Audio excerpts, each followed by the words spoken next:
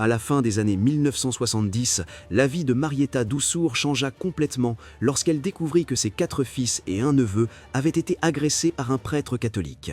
Cette vérité choquante fut révélée au grand public en avril 2002 lorsque le célèbre journal américain The Boston Globe publia une enquête. Une petite équipe de journalistes découvrit des faits qui secouèrent non seulement les États-Unis, mais le monde entier.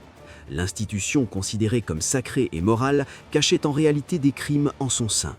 Au centre des accusations se trouvait le prêtre John Geoghan, qui avait servi dans plusieurs églises de la région de Boston. Au début, Dufour avait du mal à croire qu'un dirigeant religieux puisse commettre de tels actes. Mais les changements dans le comportement des enfants et la peur qu'ils ressentaient révélèrent peu à peu la vérité. Lorsqu'elle déposa une plainte auprès des autorités de l'Église, au lieu de prendre des mesures strictes, elles tentèrent de la faire taire, et le prêtre ne fut même pas immédiatement démis de ses fonctions. Au contraire, il fut simplement transféré d'une paroisse à une autre. Cela n'a pas résolu le problème, bien au contraire, cela a permis aux abus de continuer. À chaque nouveau lieu, davantage d'enfants entraient en contact avec lui, et le danger augmentait. Finalement, certaines familles décidèrent d'engager des actions en justice. Peu à peu, de plus en plus de victimes se manifestèrent.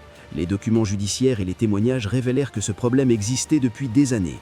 En avril 2002, l'affaire prit encore plus d'ampleur lorsqu'une action collective fut déposée au nom de 86 victimes.